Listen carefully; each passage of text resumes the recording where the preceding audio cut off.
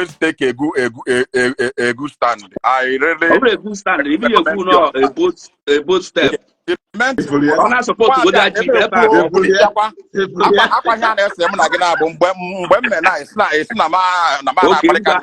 Can make you all look at that. Can I lay home with you? Who can be who can do here the Bahobona, Camilo somewhere. Ezugo, there are many Christians, and I'm one of them anyway. And who firmly believe and who firmly feel that it is completely useless and futile for us Christians to continue discussing or talking anything reasonable with people who always believe that in hammer but the right thing. Man, yes. Not the other way around. Just like in here, if this guy jogging now, so when you go here for Mathias Ezeaku and Mugenwa, it's not the good. Then one Mathias no when you go here, when you go in here, na waja and in the land of Ndi. Aqua on waja show. Come go waja now during the Biafra war. During the Biafra war,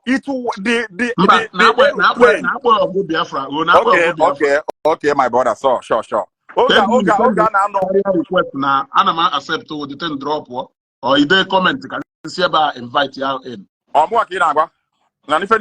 somebody. Okay. Oga program. Use your profile. Difficult. Oga na no aga Biafra. Una onkube. Oga na no aga Biafra.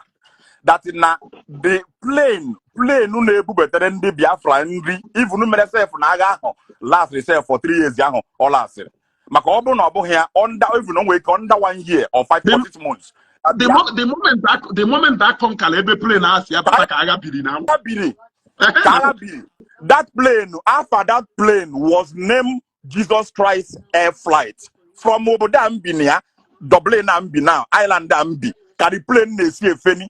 And who was behind it is a reverend father. A reverend father. Obro onye Omenala. Obro onye na-amenyana. Or a reverend father was behind it. If Ndi Biafra na-erigodu nke bụ nri. But today, onwe onye Omenala na eziokwu ya ekwe ka erezi the point.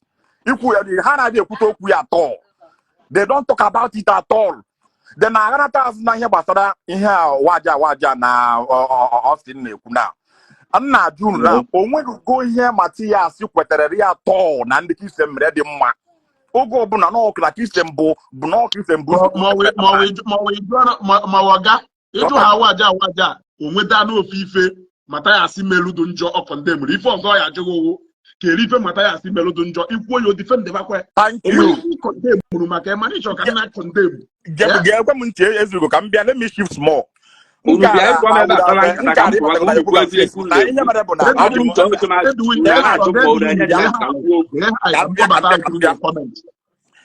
Facebook raise treaty. I would have come into your program for a long time. Even in any comment since how I block them since. So if you could say only one day Kileti TV na I think it's now so but on your TV. Now say again what you be na here basara and in your life and all that. Enjoy batadia. Come what again happen one day. Has the kokwa on na waja show. Okay, yes, and another thing there. I have seen them. I'm going to go oh, I can do more moment of truth show. I know I'm because I'm too. I mean, I'm too ahead for fake life. And now maybe more than that. You know, money. You know, money. You have to say boy how draw or singing or chose to do it. And I say na house sympathize with you for the Nabia. I'm not trying to shift away from the program. I'm just trying to touch one this area, and I will come back again. But go to work and I say why only women do it and the man or whatever. Can you imagine that? Only see her, only see her, but this woman and one born for the violence. Oh, yeah, no, born say na I may use more of you. Okay, Oyibo Igbo, sure. More of Igbo. Okay. Ebe ọ bụ onye isi ha. Okay. Ebe ọ bụ na onye isi ha si je rụwa akpati ozu. Ebe ya na wee na-eli ndị ụka. Na si je rụwa akpati ozu. Akwa onye isi ha sị na ihe ọwụna mere na ihe ọwụna na oge ọwụna a chọrọ ya ma afọ ha na chibuchichiziwe ndị na-efe ndị ụka. So ebe ọ bụ na onye isi ya ekwu okwu ihe dị otu a. O nweghị waja asị ọ na ọ dị njọ. Ikwurịta ya mbọsị ya Starman na-adịghị ka ericha ọ na o kwuru ya. So ha fọzie mgbe o kwuru ya onwe onye mma mgbe ọnọgidere one day ya bido Jesus, thank you. Jesus, thank you. Jesus, thank you. Thank you, Jesus. Thank you, Jesus. No, n'iru iwe eti ya ebo allegation. Ọnọgidere one day wee condemn ọ ya. So okay, thank you, Jesus. Ebe ọ na mma iwe ga-esi na allegation. Adịghị happy. Ka ncheta afọ ihe ọ bụla akpọwa ndị ụka ihe ọ bụla akpọwa ndị ọcha let me round up your maja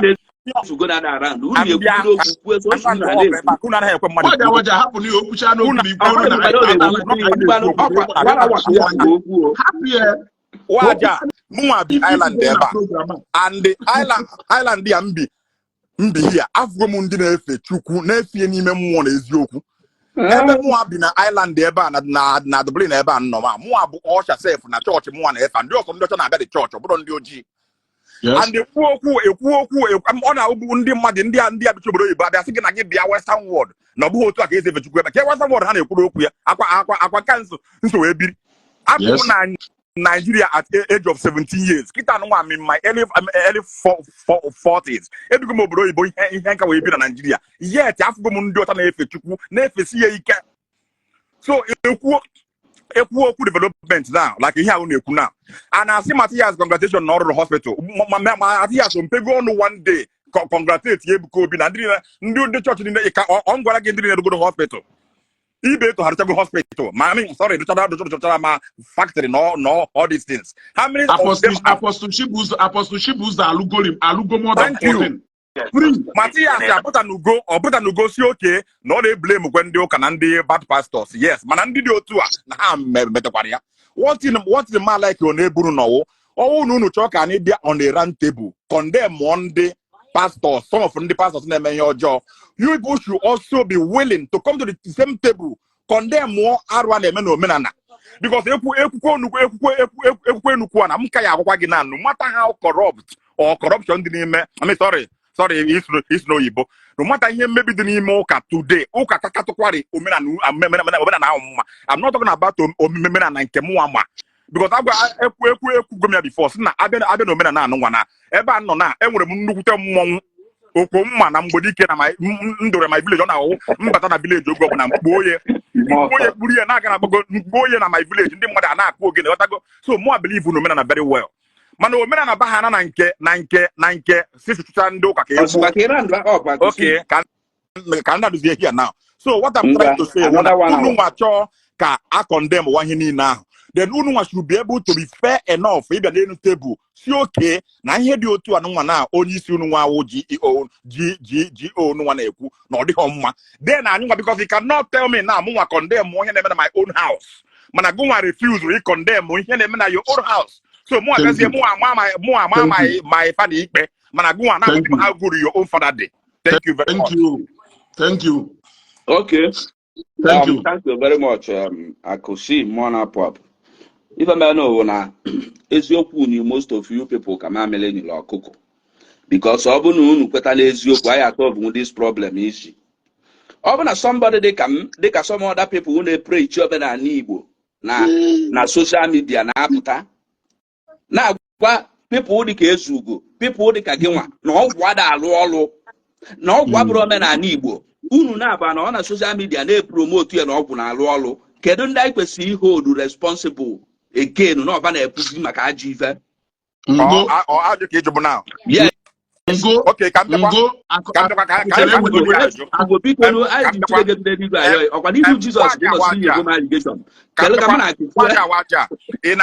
Now, Nemo beginning there, Nima no begin now. Not that you want to defend women now.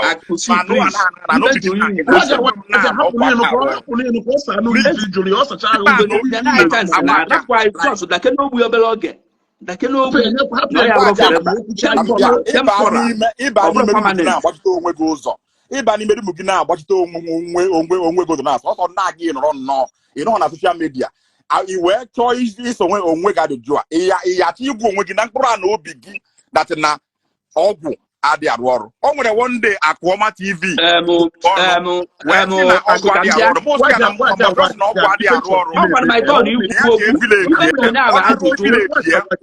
Akụọma TV na ruo village ya o ruo village ya ya na-arahụ n'ụlọ ebe ahụ ọ rụrụ ụlọ mpịa na village ibe atọ m ajụjụ ka ntụ akụkụ ọzọ ajụjụ ọzara ajụjụ ọkọbakwa akụkọ ọtọ dị ajụjụ nụ weti ka ntụ ọbụrụ mmadụ jụọ ya ajụjụ ịkọbakwa ogologo akụkọ ka mbịa ibe a my turn ka mbịa ezugo ọ bụ na nwa nwoke m ya kịta na since start ọ sọ ezugo ka ọ ya na-akpọ m biko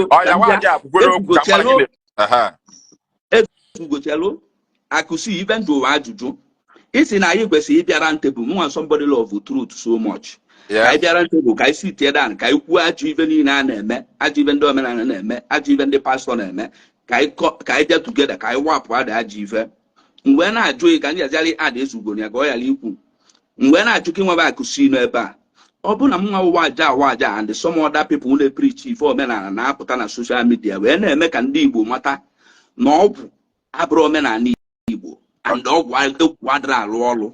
People like you are coming out to defend, to tell us na ọgwụ na-arụ ọrụ. Kedu ndị na-emebizi ya n'Igbo? Okay, ọsọ gị dị ajụjụ. Anantụ ike ịmụwa mụ. Okay. This ajụjụ a ejo m na-awụ should start with ọgwụ na-arụ ọrụ ka ọgwụ adịghị arụ ọrụ. Ọgwụ ọrụ maka ka iwe defend omenala. O nwere ife bụ ọgwụ, it's not working. Ọgwụ adịghị arụ ọrụ. Ebugo nye anyị taanụ ka m bịa ihe atụ m ibi ka eji chelu. Waja chelu n'anya my brother and my brother telling people that no he aduho and telling people the best way to defend themselves or avoid madizuhohi. Which one is the best? Thank you. Already. Yes. So the only problem is that ọgwụ dịkwu mana ọgwụ a na-arụ ọrụ ka m kwuru mgbe mmadụ sụara Igbo ghọta na ya ife m kwuru atụrụ na adịrị agwa ọgwụ n'ala Igbo. The problem is that because of the acrimony in you guys' heart, because of the anger, na ana like ige ntị ka unu n'ibe mmadụ kwuru ife m kwuru atụrụ nke na adịrị agwa ọgwụ n'ala Igbo atụrụ nke na ndị Igbo ada agwa ọgwụ, but I'm telling you na ọgwụ abụrụ omenala Igbo and na ọ nwere ọgwụ mmadụ ya agwụ n'elu ụwa ya ebe ya bet ibe niile azụ ezugo mgbe agụsi na-ekwu okwu imere ya interrupt rapụ ka m kwuo ebe nchọrọ nkụzizi ya correct ya mụ ka m bịa asịrọ gị believe even to question.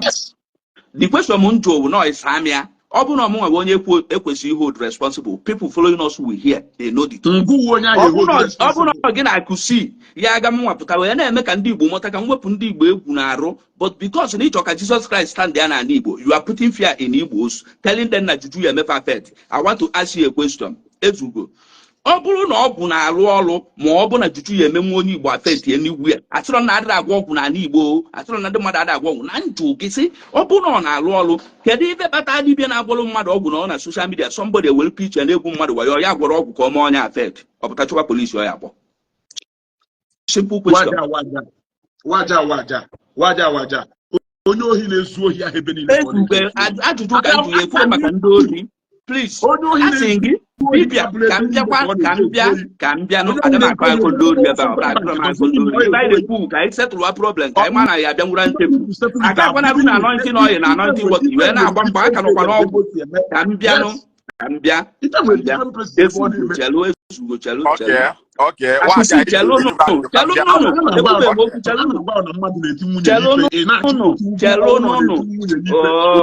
ndị mmadụ nọkwara ebe a na-ege anyị ntị. Listen, ajụjụ ka njụ asị m unu na-abụ na-edifend ọgwụ n'ala Igbo na ọgwụ dị real na ọgwụ na-alụ ọrụ n'ala Igbo. Ana m ajụ unu n'iru mmadụ niile nọ hie, n'iru Chukwu na ndị mmadụ, n'iru Jizọs Kraịst, n'iru Virgin Mary, n'iru God, n'iru Shadrach, Meshach and Abednego. Ọ bụrụ na ọgwụ na-alụ ọrụ otu unu si promote ọgwụ n'ala Igbo ezugo and akusi, kedu ife kpata na native doctor na-agwọrọ ndị mmadụ ọgwụ ka gbagbuo mmadụ, na-agwọrọ ndị mmadụ ọgwụ ka kpakpa ya mmadụ, na-agwọrọ ndị mmadụ ọgwụ ka ọgwụ tụọ mmadụ? Na o nwere onye nọ na social media welu pitch ya tii na Facebook profile were ya na ndị mmadụ ego na-egwu ndị mmadụ wayo. Nwaanyị na ọ gwọrọ ọgwụ ka ọ kpaa ya that person a. Okay. What of all kwano nya ji egwu ndị mmadụ wayo.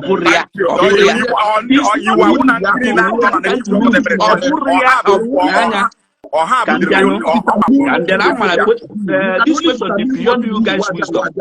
Man, because we actually tendency of always determining that you can determine what everybody must do. I didn't make determine really anything. If I do simple question, how on a court now I can't go you gonna catch simple question.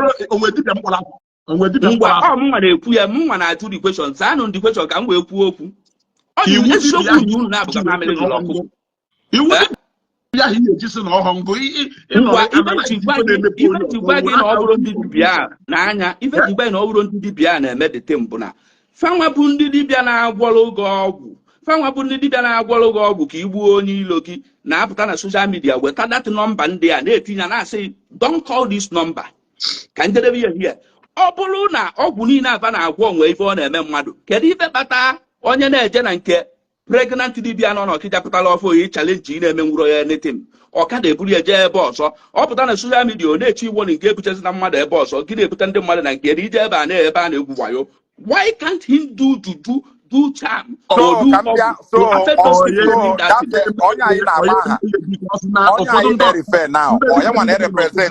the reality thank you very much. Ngwa ka mbịa ama na question ma dibio since unu maalụ na onye agha emenwuri ka ifu na promote ọgwụ na Igbo. Onye sikwu na I'm Waja. Nke m abụrụ na Facebook na a na-epromote ọgwụ na Facebook. Family insi ni apụta. Enwere one family in it. Ọ nnukwute family ka si ni apụta. Nkwago gị ya before na your program. Family insi ni apụta is a living testimony na ọgwụ dị ire. Mana ebe anyị nọ now, Waja, enwere m ụlọ bụ a haunted house among my family house. Ọ bụrụ na ndị si na ezinụlọ m na-ege ntị na disin, ha ya ajụ m nwaanyị nji ekwu ya na anya, mana nwa ya achọrọ m ịkpa afa. Enwere family m nsi na apụta. Nwoke the first son of our great grandfathers. Onye agwụgidere ọgwụ n'ụwa. Today, afọ eruchigo bie. Jụọ m ife me na bie. Ofu nwoke na-arụ kọntraktọ ji ezigbote ego na port. Aṅụ ka ọ jere ijeje ịrụ ụzọ. Aṅụ gbagbuo ya n'ụzọ. Gbagbuo ya n'ime ofe ebe a na-arụ ọrụ. Today, the man house has closed down. Enweghị any nwa na-eto ebe ahụ again.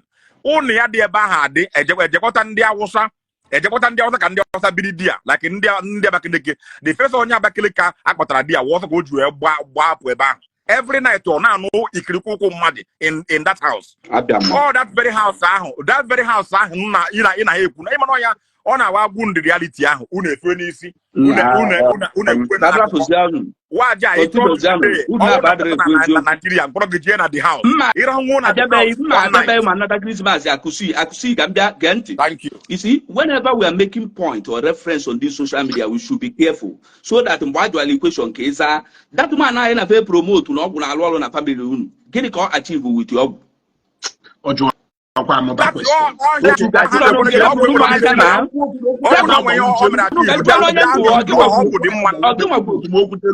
Chelu waja.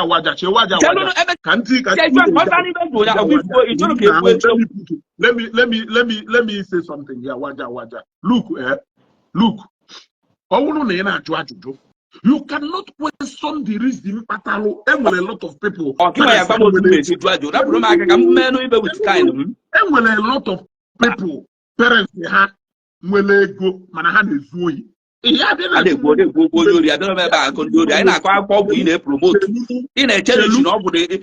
somebody can even Jesus Christ.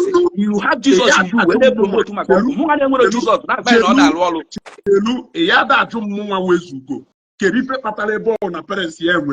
Why you Jesus? It is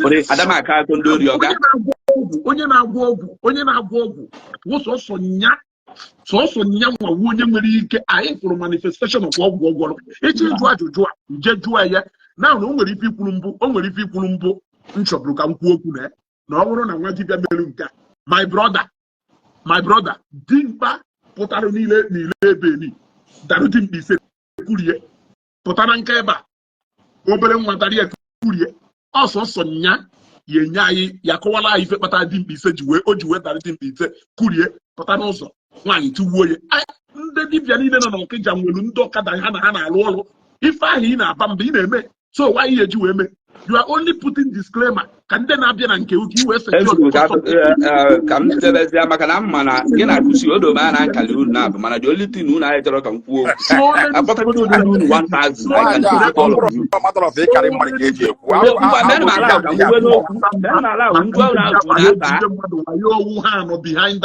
ezugo ibe anyị na-ekwukịta gbasara m ibe gbasara m n'ihi agwa ndị risi mbata na onye jere gwọ ọgwụ ma onye a na-ekwukwa ya nwụrụ. That is the reason you need to agree with me. No, they are deceiving people. They are deceiving people. That is the reason you need to agree with me. No, I have an evidence to tell that.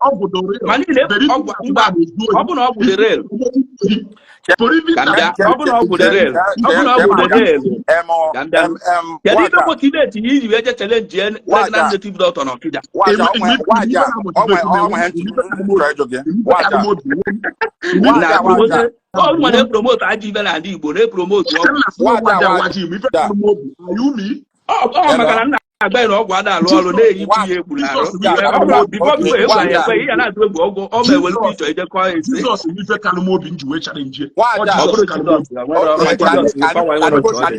in this way.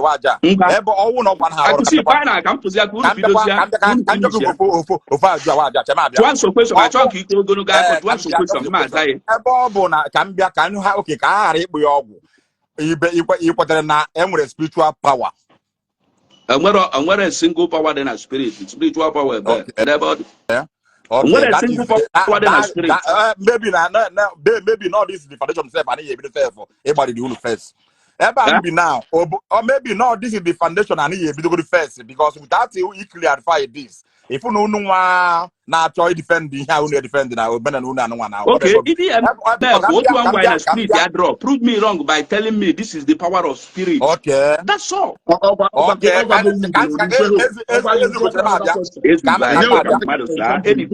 accept that defeat your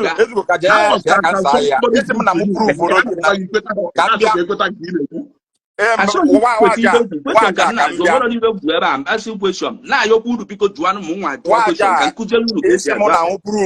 that na spirit and that there is no single power in spirit. Spirit does not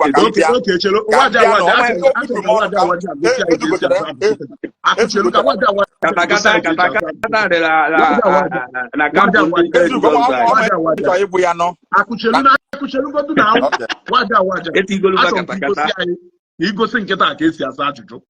Waja. Sir? Because of Namo challenge nwa dibia. Yeah. Yes. Them no an indication no gwa ha lolo. Yes. Why can't you see me a challenge that nwa dibia as indication that Jesus Christ is the powerful? Point. Okay.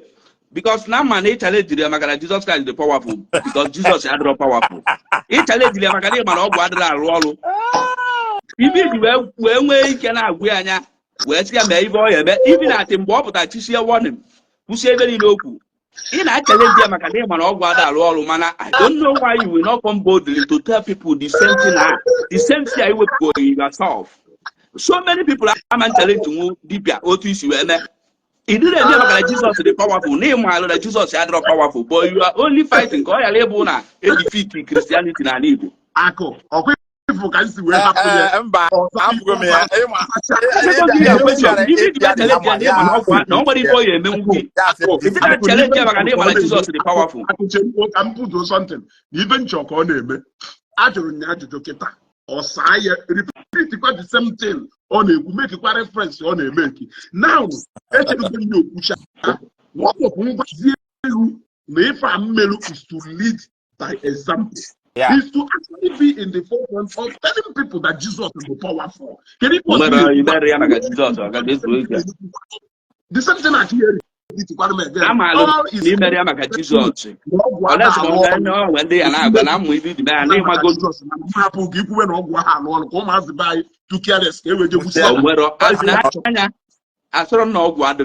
even now Ndi Igbo Kapamata Abu. One event go log achieve. I'm watching. Come put over local guy who have an argument. Obuna Madu Pilic. Nani Olia Onya. Ask question. Cambiano. Etinelo Mado acid Nani Onya Liena Oyam. You make a with a kai with a cook with a fanta coconut on one or toxic food in your body. Now, what I'm saying, can they buy a malo that na penny the reading anybody, Jenny Katie, aqua black, aqua red, ECG, Isiagu, hoping that in ECG, Isiagu, J. Kitchi, no will if okay make it achieve in life. Morgan and Madam Wayne Sobu, he did the Ajana well pitch, Ajana de bar, Moichela, Ajana Chidia, Kewellia man, Comania affect, non worry if even in Abu, or worry for again. No way if even in a game, Monon when pull gamita. Email only did even a social media. If only the email will preach or email something may appear, but they will come out to deceive you, then enslave you, collect your money. Well, even when that is what I'm promoting. Okay. No, man, it's not fine. Even Malonana what's on another wog, man, even the pool, not the law, but can only don't even go there achieve where. I could one question I come for Kunu Bidosia. Okay. Jesus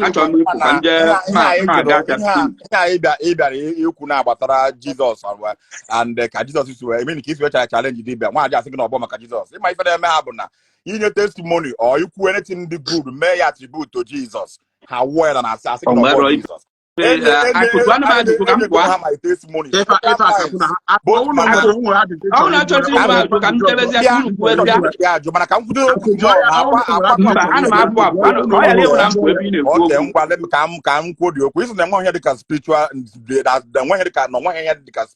spiritual. Obodo ambata spiritual power. Ngwa ka m kwuo n'okwu now. Obodo mbatara, I came into this country. Mwa we realize here that obona no ome in one of the one year mo obodo around March. The thing me, what is that thing? And a day and a St. Patrick's Day in obodo no now. Ndi Nebi Island Yagwagi. That St. Patrick's Day on of the Thanksgiving Day in America. So that day is a very big day, even Oka Christmas and New Year and whatnot. So that's St. Patrick's Day. Hannah celebrate every year. It's a very big celebration day, just like Thanksgiving Day in America. So now I begin to dig into this St. Patrick's Day. Who is St. Patrick's? Who is this person? Can you celebrate here? Then I begin to read. Now here the history of Buddha. And like now, for any moon and do tonight, watch a challenge him. Where the quorum no hamaka in Bodoma. So more be take crazy. And where quorum in Ireland, you can never ever see snake in Ireland. Agwo Adron Island and whatever you're going to work for Agwo, unless Monday gives you no but also go here, what they are doing at their house. Where do I do why no Jeju when we're Agwo Island? And where was the Ginana, St. Patrick here in Anomakia, and it's celebrate here. If somebody give prayer through the intervention of Holy Spirit, through the intervention of Jesus Christ, one year true prayer, where is snake in the whole country. Google it in your after this show now. Google it. Okay, doing this thing. Why? So profile even a page yeah, profile here we're doing it. But Facebook, yeah. Okay. Uncle, Akugani. Including you, Waja. After this show or wherever, you can Google it on your phone. Who is St. Patrick in Ireland? And who is behind the dedication of agwu in all of Ireland? So, and Josie the father, na church in Nigeria, on your child, see a kedu konyas where succeed one and this thing. Or some no amazing power of the Holy Spirit, not through spiritual realm, through spiritual operation. Coach where during their time when they arrive into this country. How we eradicate Yagwo or a laughable thing for you people who did not believe. Then with a spiritual power. Then with something to marry you achieve through the name of Jesus Christ. Oh, now this man where their own spiritual power where to fusia war in Ireland. Auka abra kifo. Obura kwa kifo kan ne forogi. All the social media, all the internet. Ndile na eba should Google it. Ireland, check your draw your Google. Man, when I want Ireland, you will know why. Who is St. Patrick? They will explain to you who he was. Today, Hannah celebrated the man up till now. So now, what am I trying to say? Obon and the ancestors give one most of them or not all of them. I'm not trying to condemn them here. And with a good life, like my great grandfather. Onye Anglican church in my village. It's one of them. What? It's one of them. Onye Anglican church in my village. So now, all my grandfather people they kayanwa due through their own power then, which is here some of the things na Igbo, and which will not be where we are today. So my submission here is that now spiritual powers. And I have witnessed it in a Western world that one day or everybody na Chiniake no one had Jesus Christ. Then one had the coca. And now again somebody used Jesus Christ and somebody used the spiritual realm which is ye agwo in their own country. Eradicate agwo in all of our land. What do you say to that? I could see unwe no noise na mara presume because noise I need to stop by man I could see Mama I brought somebody they believe in our stories, because a lot of things in the social media. Okay. Either verification notice like if na Google. And well Google punu na God adre exist and agba nyaketa ejo man na Google can find that him. Now, I'm someone who believe in thinking. I don't believe in Google. I am older than Google. Even believe in thinking. Thinking means this in Ipukita, I will ask you a question. If you answer that question, by that time you believe when we use your Pukipu when I say Manda Island and Apologa say that is this. That question is this. One question. Ako. Or we believe not with the power of prayer, where weapon snake na island, na Dublin, right? The whole of Ireland, not only in Dublin. The whole of Ireland, and I'm going snake kid. St. Patrick, let's see, Abodi na Island, well, right? Thank you very much. Yes. Now, can you better the same Jesus Christ? Nandi Wedri Bella, Begida Bella, Kobuni na Igbo Ludeball. No, Ndi Igbo, your forefathers, why didn't they do that? No, about our forefather. Listen. My forefather, my Iwaji, one of Igbo. He believe in St. Patrick Melia and all na St. Patrick. When I do a penny and Igbo crusade, night vigil, fasting and prayer, and Kediva Batan and the way Gironalo, the power of Jesus Christ, will put up one in the Igbo, call them all. If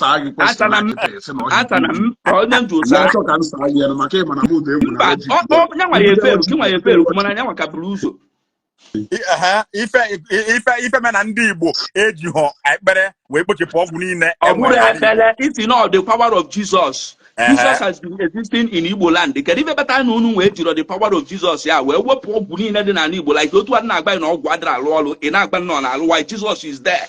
Can even better know the Nigeria where we pia. Many believe storing I call in Ireland the Macanod and Agogo. Now thinking. I am an epic story in Kakorom and Macarod and Agogo. Uncle story in more witness. Question, please. Come Posiana. I went to alone something. Why Ndi Igbo age through Jesus Christ we put your Oguni and Igbo. Yes. But Jesus no buy. Okay. Does Ndi Igbo niile, including Mathias na ginwa, does unu believe? Unu believe na Jesus Christ? Una fugwa akwa na ya tell question. We fugwa ngwa sa ka we fuba. Una ada question. Mba na ajụ gị, unu believe first na Jesus Ayadra anu ogu. Ọ bụ na me believe na Jesus. Ndị island niile enwe eteghị isi nọ na island dị ka aja dị n'ala. Achọrọ ka ime fly that argument. Iman zanwu the question and this to show you na agwa in island ba asị. Obere chokwo we be Jesus na. Lee ka mmesi wee sagi ya. Okay. Ebe na island. Ma ndị atheist niile, ma ndị Christians niile, they all wanted that snake to go simple. Out. Na Nigeria eba. Ndekwe. And since we are telling you that na ogu the power, you just have to with power. You just have to dedicate yourself more to prayer. As if you one question is that my question? Is one question is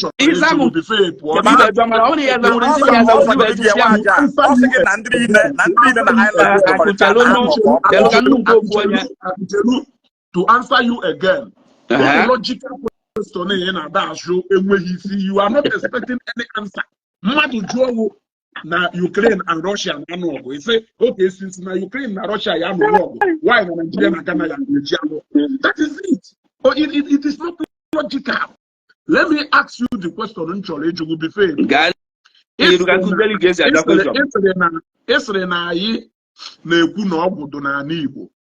Just to justify right? To promote Jesus Christ. To promote Jesus Christ. Yes. What if I ask you a question to tell you now? Does it mean if I justify no what Ọmenala Igbo is to prove to people that Jesus Christ is powerful? What that is the only thing. Aburo maka he prove that Jesus Christ is powerful. Can't you agwalo Ndi Igbo na ogwu ada alụ ọlụ? Okay. Ibe ji agwalo Ndi Igbo na ogwu ada alụ ọlụ and na Ndi Igbo adịrị agwọ ọgwụ maka na ọdịrọ cultural, ọdịrọ traditional ka fa wepụ aka na ya.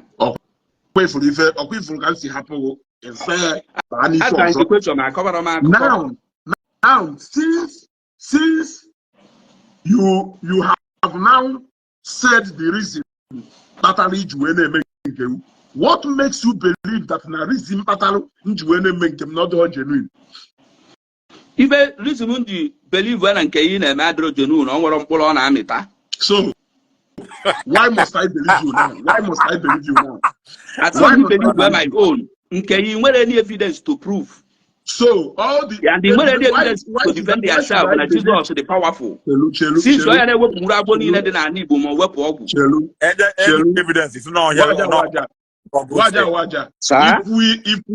If we have countless time told you our individual encounters, and Jesus Christ may exist. Is it our problem if you have refused to encounter here? You will not exist. Nando game again and then again I could see you now, but what any encounter? Okay, so should we now be right to say that believe when you believe of my I believe should I be right now to say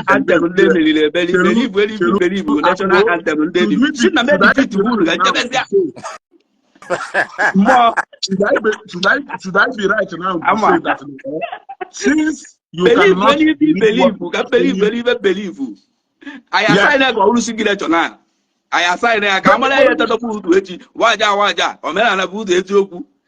Can I sign one signature? You now know I push this thing. We was on the believe is to continue proving to our people. No, what to best. So why should I? What I'm saying that is my role. So Waja.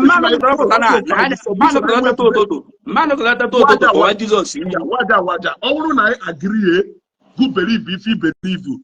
Can believe if you believe you. If you know by virtue of Muma, he believe if you believe you. that I should stop speaking. No, or you should continue. No, I didn't say that. No, I saw you stop speaking. I think give preach. They're like, "Don't worry, no. If you say it na law, but ita to this, I Bible, kuzibelo nde mado. Open ita to this. Omenala buze etuoku. Omenala ga. Waja. Mathias Ezeaku. So now, believe when if you believe. Man, this is the national item. National item. Nde defeat. A job on intimidation about. Okay. Every day. Get win out of go. Get win over my shaka. And that was the outlook. What do you talk with you guys? Every day. Instead of that kuziri. Ụmụnna anyị ife gbasara omenala na ntụ isi mụ preach we Bible. Kuziwe ndị be anyị na ife awo osisi ọfọ. Ife ọfọ na-eme. Ife omenala na-eme. A long time. I still teach slowly very now. And I still teach more. Okay, he just want to can on. And when we get part of the food, they say I'm going to happen. Do can on. I put up my food that. I'm going to say what that is. I know them and even one day I will remember a problem. Because I'm born.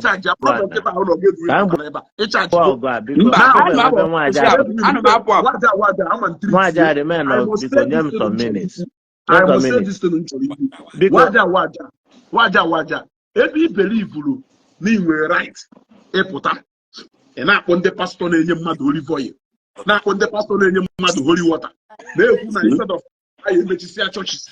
Me convert after Attire. Na-ekwu na Jesus enwebụ anything na omelu ndị Igbo. What makes you believe that I cannot also on my camera say na ndị omenala bụ ụzọ eziokwu na-eme nke a? Why do you think okay, thank you very much. About us. Now, in the right, if put an eku, no man and a booze is open wave and a man and drama. Man, at the moment he may pawn here, and even one here, after I do equation me fail, where some who believe when he believe. He believe when he believe. Yes. If our national item they defeat. So that means no give a 1 year stay now you are learning. Again, we know. Oh, no, if I question my put in bed, money. Yeah, no one I learn. So I never forget to thank you. Because now I will heavy program this evening. Achọrọ m ịgba ọgụ a. Thank you very much. Nwanne m ndị na-esonye anyị ekene m na ọ dịrị izi no if I na-eme ka ọ dị mma ndị iwe na-ewezi n'olu. One day, I'm na Jesus Christ. I ebupụ Jesus Christ na Igbo. One bag of cement here unu na akwu isi na I ebupụ ebe a. Unu cheki na mbewa omenala. Na na akusi no na island. Ibe oje wee keta ahụ maka St. Patrick. Ancestors ndị island mana ọ mara maka ancestors ya ịjụ anya ọtị na ancestors ya so ọgwụ kaba na agwọji and the Jesus enwere ike iwepụ nwa ọgwụ a. So ekene m unu. Mmụọ na pop ịbụ na ha makala ya arụ taa.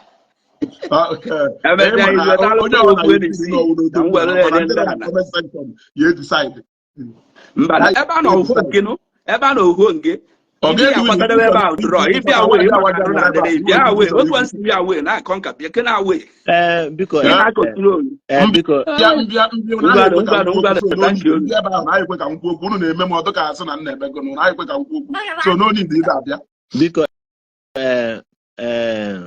Ezugo Akuloto nwaja pụgo achọbụ m ịbata ka m adịkwa na contribute na ihe unu na-ekwu n'ihi na dimentin mụnwa n'ebe a adịghị m against onye ọla ewere ihe a na-akpọ freedom of worship kama ihe enweghị freedom of iji or worship were na-egwu ndị be anyị chandu. This is the area ebe mụnwa pụtara say no because I wouldn't have my hammer today years back. I can't remember you were part of that let me say I can't remember one more identify what I go as a like here putana I believe in yeah, because I believe in anything. The power lies in everybody's hands. Chineke kego madi, kecha madi, nyege ogugishi, nyege everything.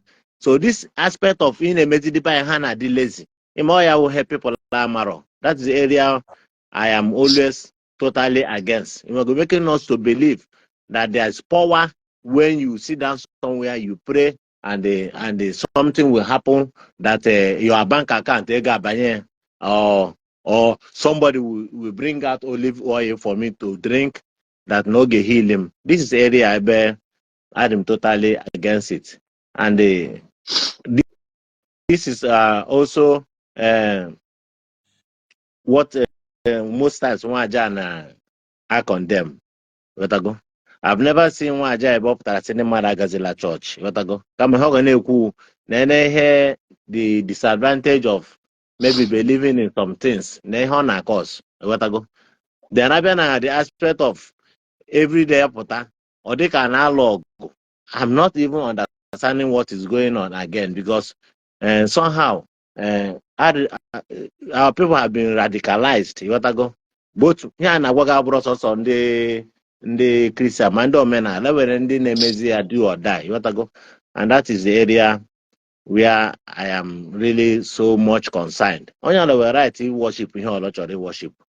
Mana ịbịa na agwa like ota nwaja na sị na ga-eburu Jesus bupụ na nwaanyị na-ebe Jesus nọ everywhere for ndị believe in it. Ha nọ everywhere. Nwaanyị na-ebe ọ nọ ebe a ga-asị ga buru ya eburu.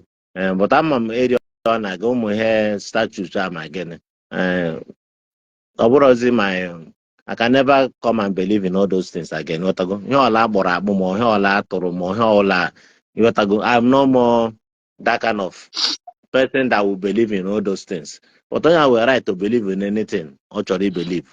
That area, especially here in somebody this use this it will heal you. Adịghị agawa ụlọ ọgwụ onye ahụ adịghị gawa ụlọ ọgwụ ka etrite ya and ahụgo many times especially Ezeaku ị na-adịwe ekwu like no Christian wetara ụlọ ọgwụ. It's not Christians that brought ụlọ ọgwụ. Ụlọ ọgwụ was brought by scientists and these scientists awụrụ no ka m kwụta n'okwu epele isi na ahụ na ga-enye m chance ka m kwuo ụgwọ gbanwere m ebia gekwa m ntị Ulog was not brought by Christians because Ulog dịkwa na Saudi Arabia or na China and they are not Christians. We're not talking about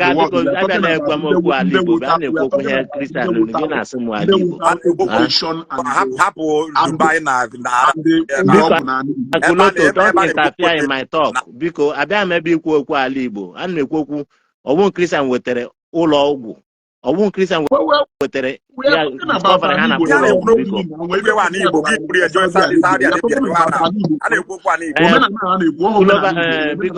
Ezeaku nchekwu nchikwu okwu ọchịkwa ya ma hapịa ka okwu ọ dịghị maka na-eme interrupt.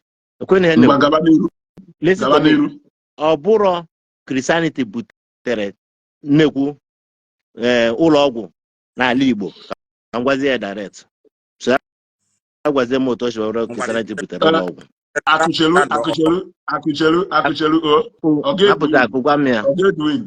Ogedwin. The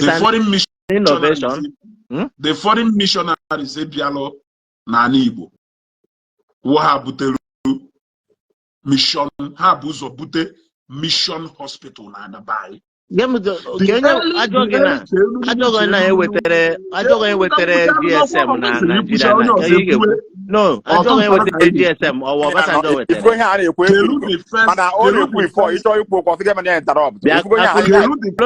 Akuloto, I've been watching this program. To be honest, that's what I'm doing. Christianity wetere ụlọ ọgwụ na ala Igbo. Come on, daughter wetere, you know. Direction. Direction go away, please. Yes, I do. Another person. Yes, I did, man. It's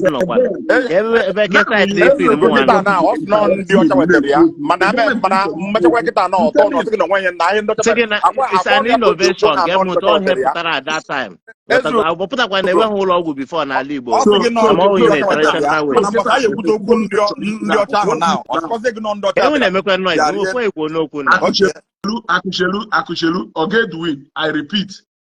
I repeat, the first hospital Biala Igbo, mission hospitals.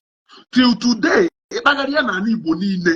na hospitals they are for the oldest structures. One mission hospitals. The missionaries Bialo Baye, who have ka ndị Igbo be anyị malụ na mmadụ na-eyi akwa cotton n'ahụ. Ha bụ ụzọ mee ndị be anyị si ife wee iji enyo wee nye onwe ha. Ha bụ ụzọ treat iwe ndị be anyị ịbụrụ mgbe a nụrụ agha ọkwa ndị mission wụ ha na-ebubata health relief, food materials and everything. Ọ ife eji wee malụ ndị ụka. Thank you. So and for that, you cannot tell me that you cannot tell me that na ọ bụrụ ndị ụka wotalụ ụlọọgwụ and the schools education na Igbo. Okay, Ezugo, ndị ụka wetara ya ka ihe ọzọ ị chọrọ ka m mee na. So because na ndị ụka wetara, then imezie m ebe a na ka m hapụzie data ụlọ ọgwụ ha wetara gazie ṅụọ olive oil. No, this is what I'm against. The government has, I am against ụlọ ọgwụ. This is an innovation. But I'm not telling you that the same one na asịkwa m hapụzi ụlọ ọgwụ ahụ olive oil. Go and believe in something else. Akuloto, what do you mean by that? Ndị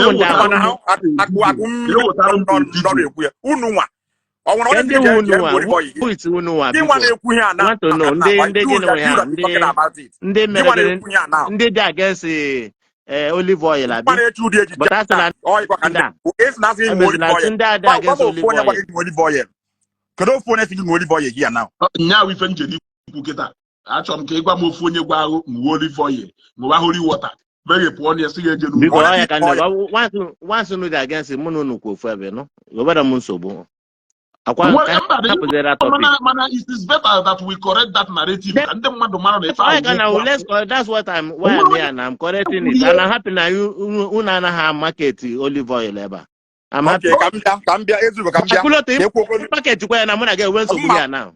Market where I'm olive oil here. Market royalist. Okay, go. If you go there, una market here. I'm not a pastor. Okay.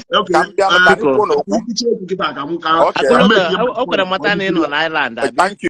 And then my consequence of somebody being given olive oil as go for treatment. I don't know.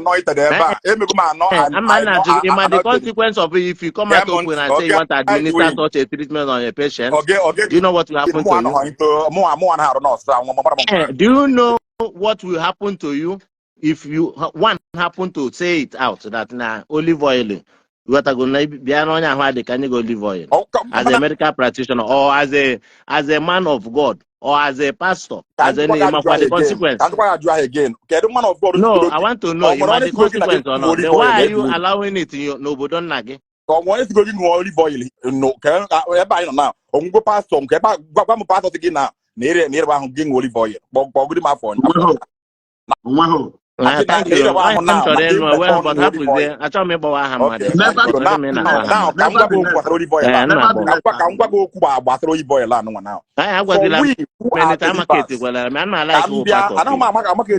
like we have a different, I mean, our journey in life is personal. End up at the end of your life. End up. So it's a matter of a choice. End up with each and every end. Of course. Of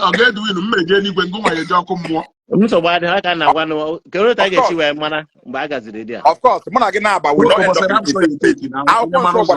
our own Bible, heavenly race is a personal thing. So he decided he don't want to believe. It's up to you. So I'm not coming here to market it for you or to market it to anybody. I'm coming here to tell you about my experience with it, my own personal life, and nobody can take it away from me. Some people are going to as you not my own nobody can tell my own story of my life experience better than myself. Oh, not to believe, not to. But in the Omenala and Ozokuna is marketing their Anzu and the Iwaji and my brother, I'm not here representing in the Omenala. So I'm more the surprised then I don't know how to market.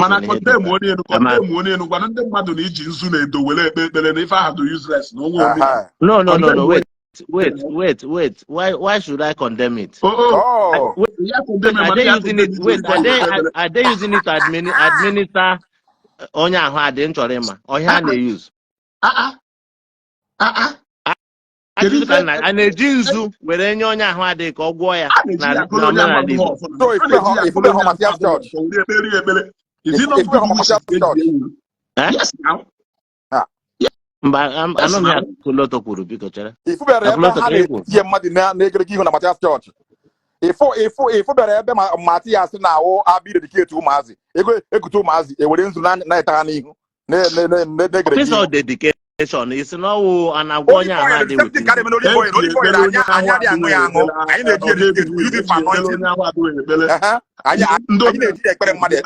as a means ha ji a na-eji nzu edo a na-eji ya were ekpere whether na onye a na-ekpere ekpere ọganiru ekpere na ahụ adịghị ekpere anything ndị omenala ji ya ekpe ekpere eji ya bless marriage eji ya bless so many things eji ya ekpe ekpere before eriwe nri.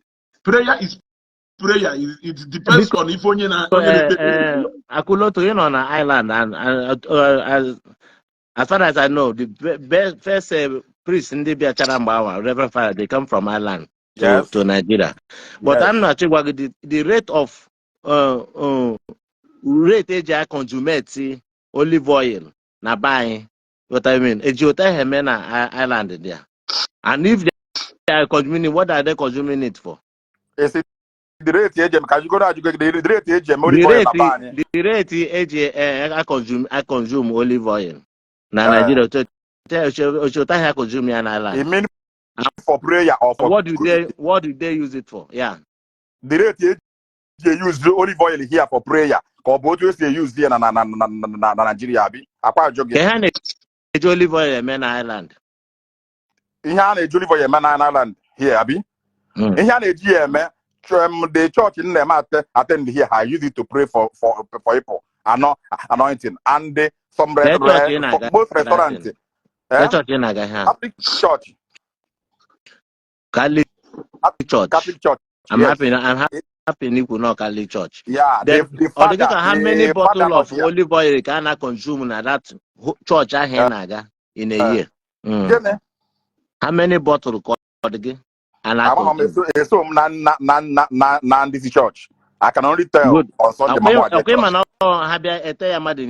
yes. Good, thank you very much. Yeah. But what is the case now? Okay,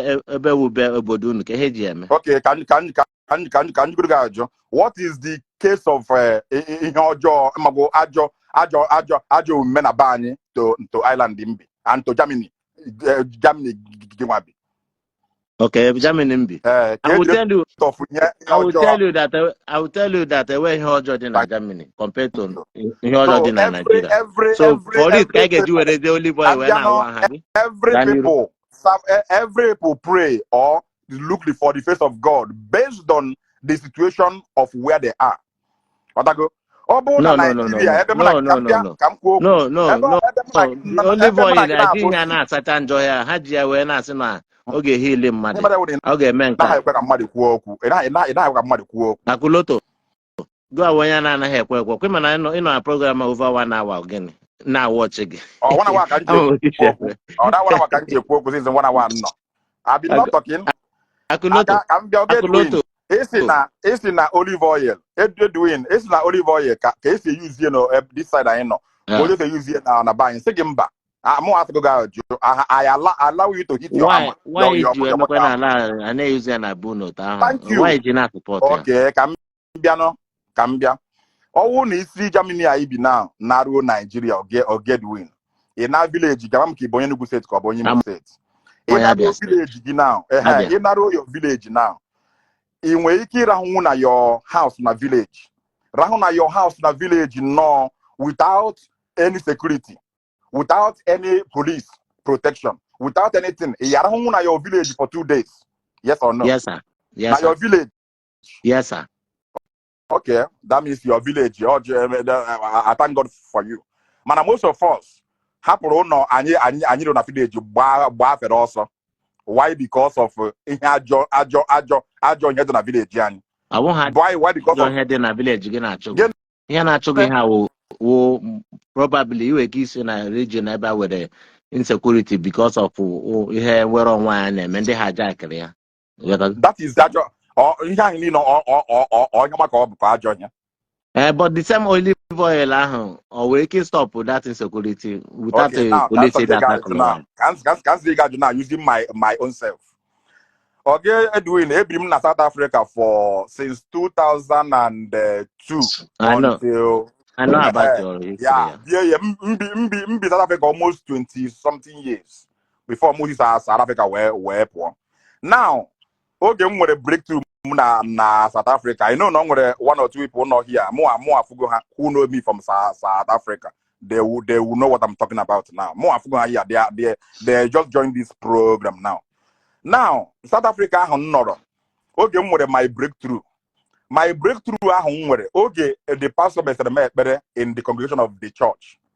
Pastor like this, and he pour out olive oil ojinaka. Where you warm, what is warmly seen? Where say Lord the decree offer in a vision. Simna OJ wena I say permanently that it will never be reversed in a spiritual realm. So now you ask me a question now, whether but that is now olive oil Ahmed or where I'm telling you my own self. I'm concerned about olive oil and West. Thank you. Now I want to be whether more use miri or no use let's talk about ephemeral on my own. Or say Lochaya after 2 to 3 weeks more forward the manifestation of that. Now somebody they can maybe can go and believe about olive oil and or whatever they are. It does the gum that olive oil is an ordinary oil. Now I should see it as an ordinary oil. I will tell you capital no. I pray for olive oil. Any double and nail down to pray in my house now. Now island now. Olive oil because my Bible told me. Because problem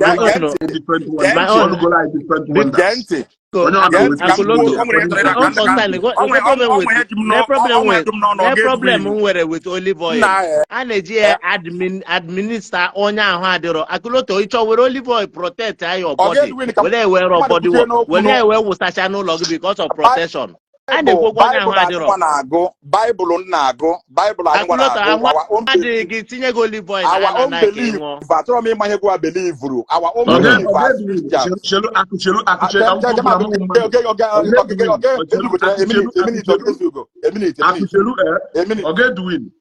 Godwin, content to name olive oil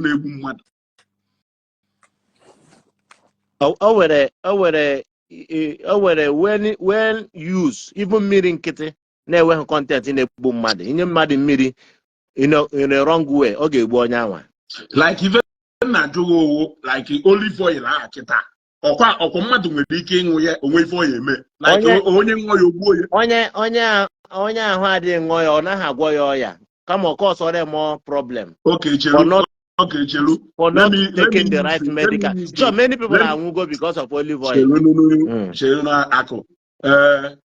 Let me use a practical example. Yeah, Seraphic Hospital na Hosanna Estate owned by Zion Ministry. Ebuko bi na Ghana Hospital every week. Olu eba olive oil. Olu ụfọdụ ka ọ na-echebe were ekpere ha ekpere. Now, onye nọ na hospital because ndị ahụ ndị na admission na hospital.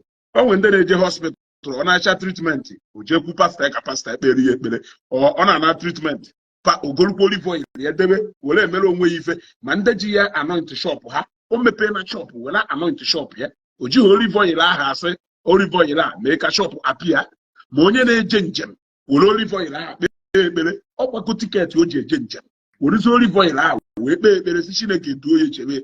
So ife ji wee shop na-ajụghị ajụjụ ahụ ka m wee marụ na by iji olive oil ahụ si etu ahụ etinye n'ọnụ mmadụ wee kpelu mmadụ ekpere onye egbu onye ahụ ozugbo o nwere ife kemikal dị n'ime na-egbu mmadụ. That is the ife ọrụ onye ahụ adịghị ọ ga-egbu ya because ọwụghị onye kwetara ya. So ndị mmadụ na Seraphic Hospital obechagharụ ha ekpere ahụ pụọ ndị niile ahụ nọ na ward ahụ nwụsịa. Gọọmenti I can understand ọwụrụ n'ụlọ ọgwụ kinchere mmadụ oge egbuni because na oge mito onye ahụ already aṅụgo ọgwụ na-agwọ ya ọya. But amara m ijego na our ministry. Yes. Ijego who amount of people ahụ adịrọ bịara there for healing. Na no ọgwụ. So if you compare with that few people I heard on that hospital, which is the right place, the people supposed to go. All those people in a ministry, all those people in a ministry, they just treatment no. For the name and they go. For the name how lab kahaje me we fifa name or ministry me lab. Kelu goes to we malo not diabetic. Kelu goes to we malo no na area leukemia. Ke goes to we malo no we kidney failure. Ke goes to we malo malaria. Ezugo, many of the people are witness now for the be at that place. They are supposed to be in the hospital. They are not even, according to your belief. Wait, they are not even supposed to leave their hospital bed. According to your belief. I want to believe. Most of them are most of them. It is according to your belief. Now, if you may we phone you see now, you will let you know also know when he enjoy in or joy. You cannot assume that under a more condition. If any if you know, Manda wado. Na banye di uta ebe a kuloto no na owe he ga-agada that place. Because ụlọ ọgwụ adịgo ebe a ga-enye gị treatment. Most people na-ahụ there are coming there because failure of the system. Failure of the system. American ụfọdụ ebe a na ha na-enwe chapel n'ime ebe ndị ahụ adịghị na-eche ekpere. So can you see, am I arguing with you? So even obodo ebe ndị wechara chapel na dia palo. I'm not against it. Having chapel. No, we are not talking about palo. We are making I'm against the habit of even to believe that there is something supernatural about that will heal you. No, nothing.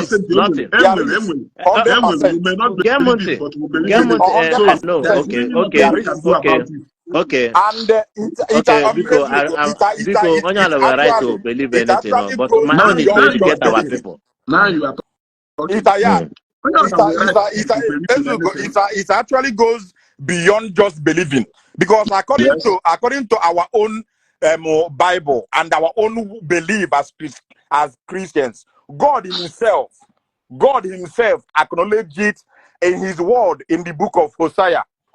In the book of Hosea chapter 21 verse 22, the Bible says that it shall come to pass in that day, I the Lord will hear thee, will hear the heavens, and the heavens will hear the earth, and the earth will hear the oil, and the oil will hear me.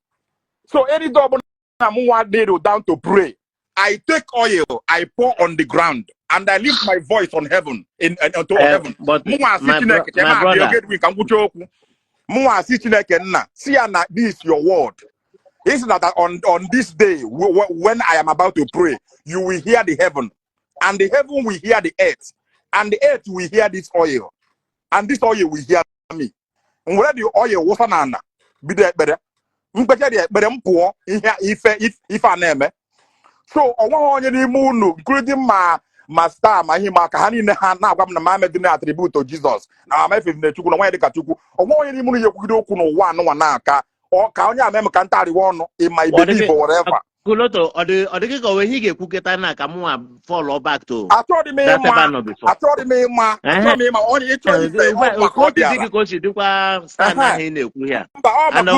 don't think now most of them in the I believe in never a God. My couldn't want to be a seeing that Jesus Christ boy scam.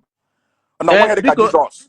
No one had to call you. No, I want to call him when he can. When I was Ezugo, he didn't walk with Kushike. Ebano now. I'm in my uncle's house. I'm not gonna lie. I know now. I came to visit him. In fact, I slept in his house yesterday night. As for honor. And I'm the kind of Zionite call a very strong one.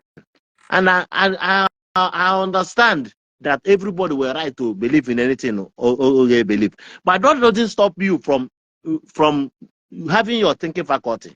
You got to go like now as I'm speaking here. When Muslim and respect here or no, he up go some minutes ago couple. You got to go and it's a night. You got to go. It's a night in the church. You equally more about our night. You got to go. Come on, ain't you working now? Okay, doing it when night in the church. We don't care good night. So, you didn't ask for your knighthood. Genumuti na mo my brain.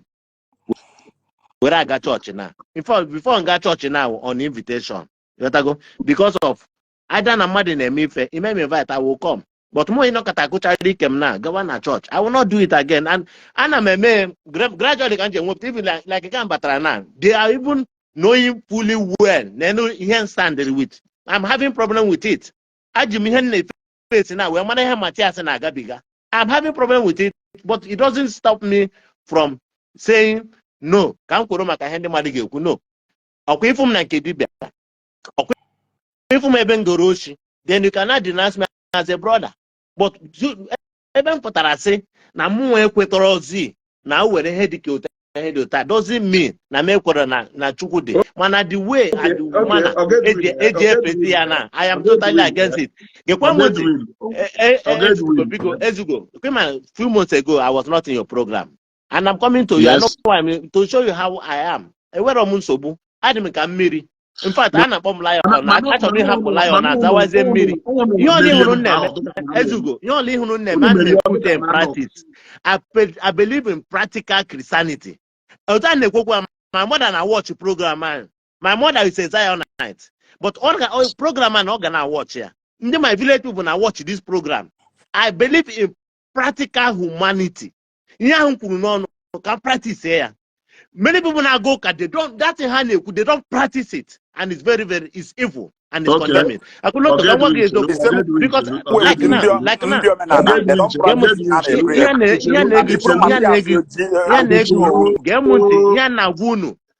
is the reality. If you can tell me that I support let's show them in Ireland, then I'm sorry. Now, it's that you believe in practical Christianity. Practically. But now so many people, now I don't know the so many people you are referring to. The reason is because I am not you. So many people can be even me, can even be you, can even be Akuloto, can even be my mother. Because I judge people according to what I'm seeing now. Judge go to go. I'm gonna condemn go na you me pronounce nanga go kuma bi. But into body can go kuma Akuloto go we ligo ga. Mana man on elu wa we na gada te ligo ama unu na kopia. Abun sinama ga go kuma bi. Una ga le ligo. So wadro. Now okay, doing.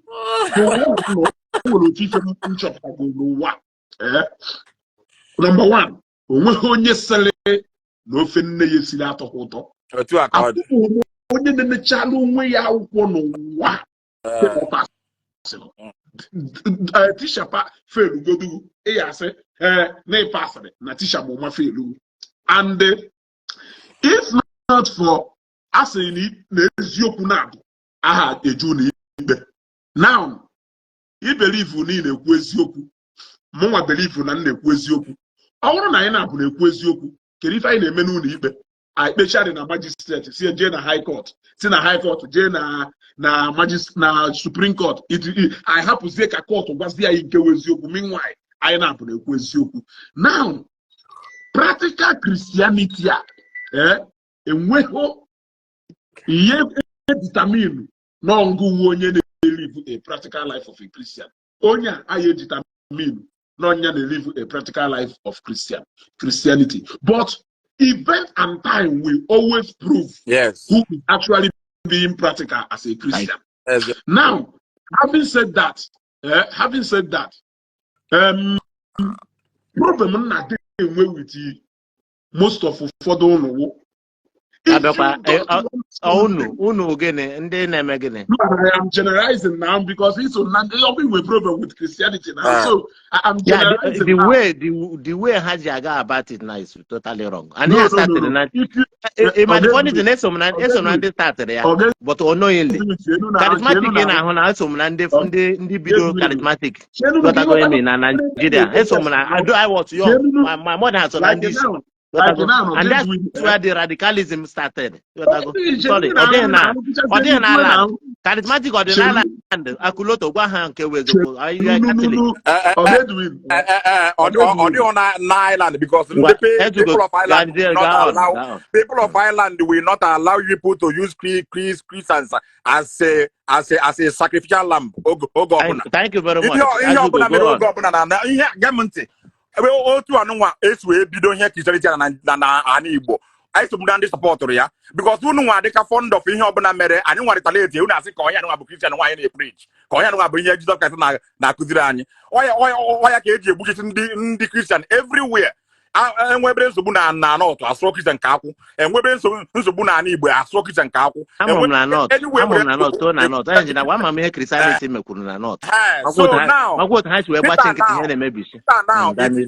it is time for us Christians to activate the chapter in the Bible where the Bible said that we should take them by violence. So now we can no longer fold our arms. Okay,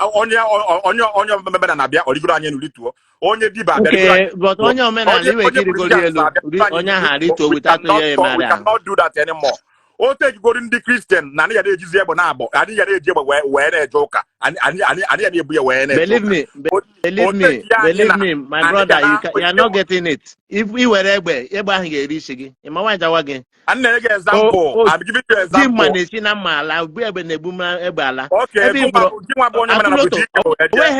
Okay, and the engine now, come on, the engine war for no good. And onye ọla won Omenala ofo no onye ọla wezi bo onye Omenala otu ayo that the GOs we you need any policeman, you need anything. Otu ayo that the GOs we ndị manager ru akpati ozu aya ji we ji na ndị ụka akwa ofo no ka o ji abi o ji ofo no aga onye my daddy Gio Mathias Ezeaku o my daddy no to ole kwa kwara akwa sisi je ru akpati ozu man go to borrow my daddy Gio but I like what Mathias is doing no but not everything is doing is perfect. But I like it. Like something being run at the way, man. It's not mocking anyone. I know the area on the chat, but Mathias, one of them,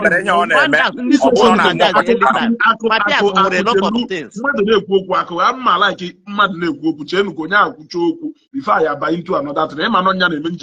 voice. And I like here. So Ekuchagum the first one, into the second one, or get no problem na them problem we are all adults, and they ban Noketa as an adult.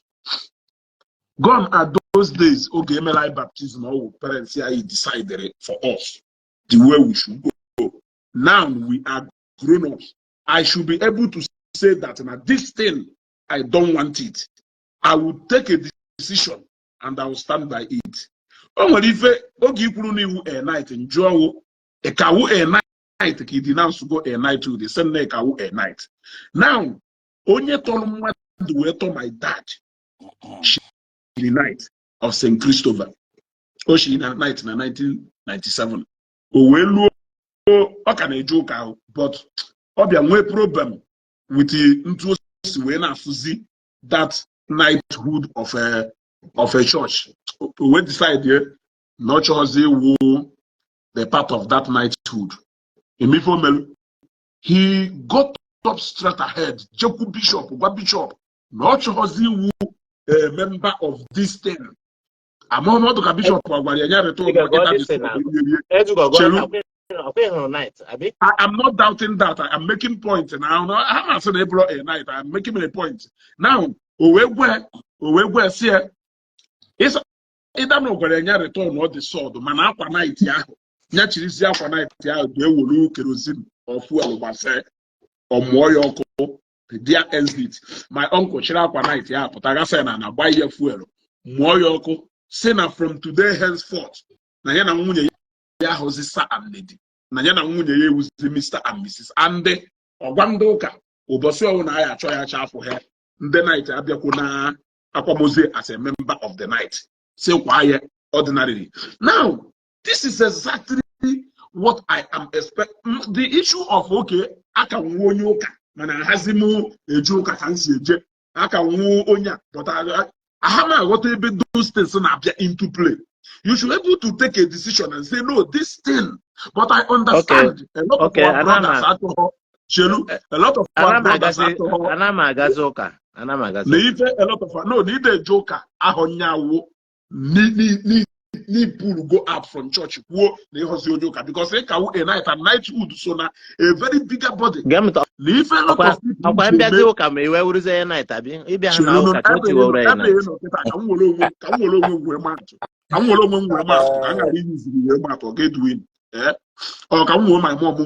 Because none of us here. Let's say no, my mom won't go, and then my mom will a lady. No.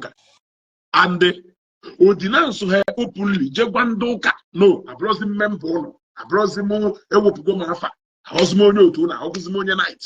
Obosia, Hoya, I am a called religious either in the Godian religion. Maundena SAT, Mpona, Towan Zukabian ye, or Naibura, and Adowi and may find it even. Now, if so many people, when they may have Potahana, so now, as a joke, I'm going to hire the associate you completely no was higher. We can do truth or false. Gen Ezugo, Gen Cosoria. Can he? Even if you could raise up with them, what do you think is the cause? Don't you think that it's man-made? It's a man-made something. It's not something that. Okay, can you give instance? And I will instance in Iwagina. Imano like like last week Sunday was meeting my village people. I went to the village to that meeting. Upon their member, but I was there. But I will tell you that many people. One of my uncle, I know they the pet today can only the man. God in heaven knows not today can earlier. So magabe bury uncle weva. I said for the sake of the man born he was even looking for people. I'm gonna go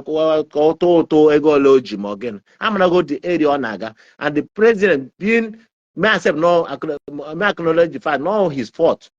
So no one now, which means now our people have to attend the burial.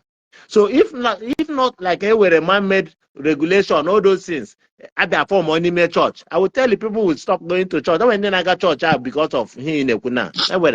But all money get back camera with time.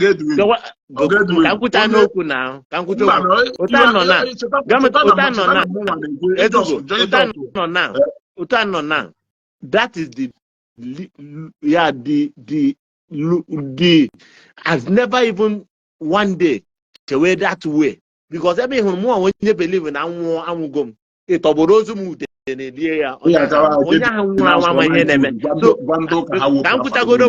like more. You get to I will prepare my burial before I die. Ndocha neme and they mandocha weterego. That's how they live their life. Akulotoga testify to it. So away headache umuhane men at church na abroad. They don't have it. Here he will meet in he will in church. So why you got the email our people educate na head ota adeno. One never. Kari you know what here because Makai na church bani the eba. Any men at church and Abunu de Eba. I never him at Naiba. Watch it. My boy, I never here. Yes or no? I boy you to in a church. Yeah. And a boy in your own church na ban. Yeah. And I'm mad against it. Your land one my village woman are watching here. I'm against it. If you are in a Omenala name, how I put a bubata church. I see them now in the church. And a church. And a man here, it's not audible like this before. And I'm against it. If you run to the half and the art. No, Ndo Kaberaboy, and I'm not happy about it. I'm not happy because it's not my. It was never my. Okay, na bunu when I'm a fan of Oyan Webore Efi. Nke wa un eburu na gige buru na first. Or when ebu na gige buto buchacha all those people. If you don't do it, you come and man, when I Catholic Church now, Ezugo. Listen to me. Now, can you not call it? Can you? My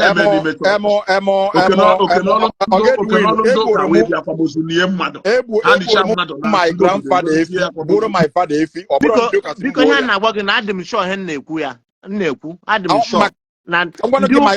accommodate everything possible and let accommodate because of ego involved, and it's totally wrong. More idea. But more than 15 years. My father was 15 years ago.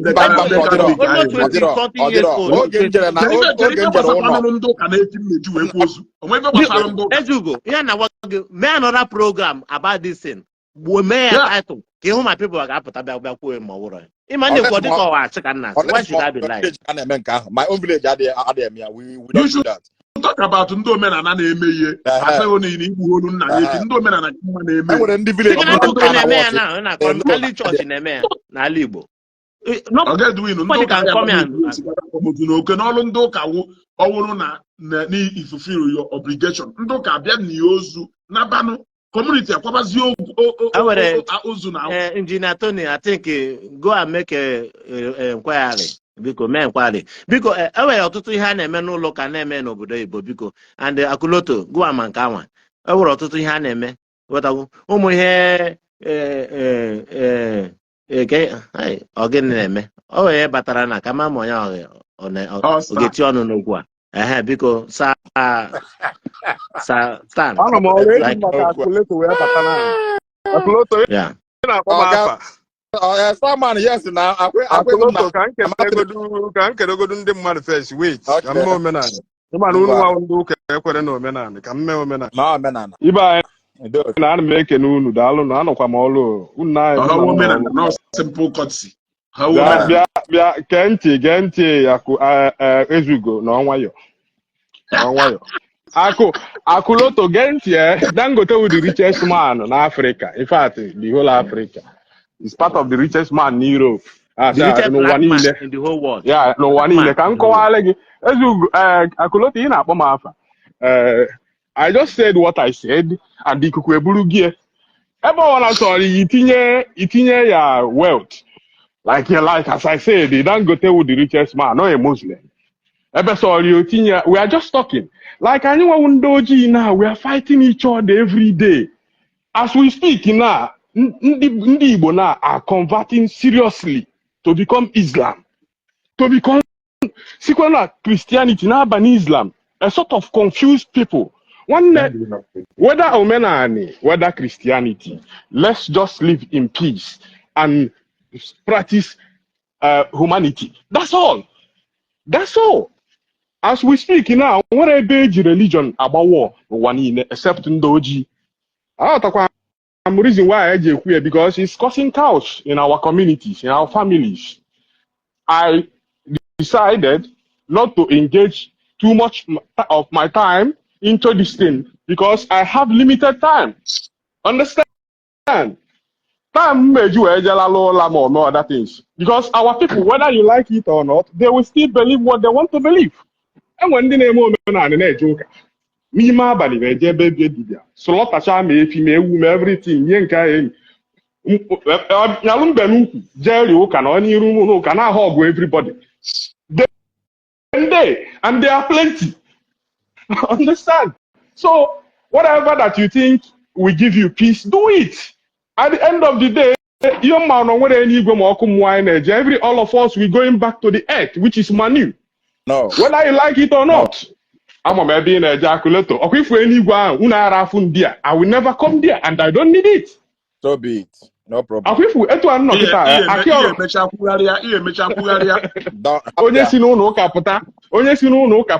since inji si no kapụta ka nji wee nwee peace. Malụ na-afụzi na mmadụ wee kwensu afọ anya na-afụzi na mmadụ you heard the first person